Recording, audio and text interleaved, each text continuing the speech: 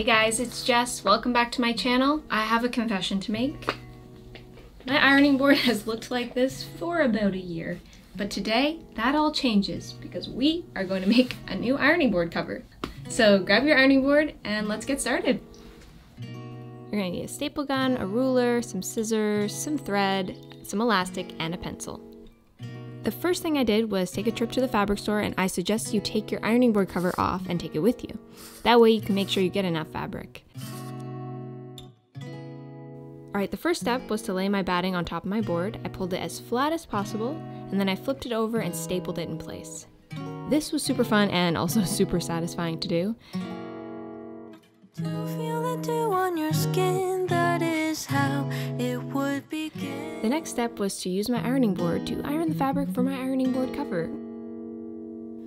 Now you're going to place your board on your fabric and measure 3 to 4 inches around the perimeter of the board.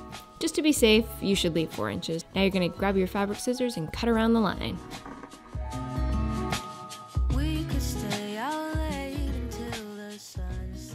Now we're going to create a pocket for our elastic band, so fold over your raw edge 1/4 inch and then fold it over once more to create a pocket.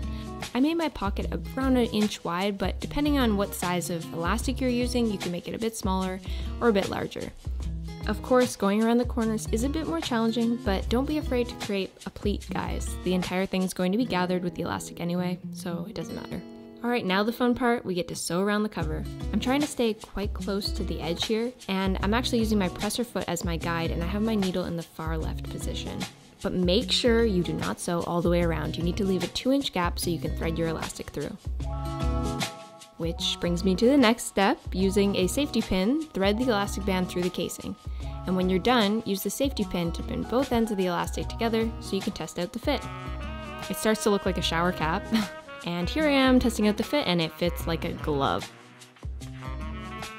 And then I'm just gonna pin the 2 ends of the elastic together. I'm going to stitch along there. And then we're gonna stitch our opening closed, and that's it, guys. I don't know why I waited so long to do this. You can make multiple so you can change them up every once in a while. Find a print that brightens your day. Well, I hope that video was useful to you guys, and don't forget to subscribe and turn on the notifications so you'll be notified when I upload another video. Thanks for watching, guys, and I'll see you next time. But maybe the heat of today could keep even winter away. So I'll remember your laugh, 'cause nothing ever changes the fact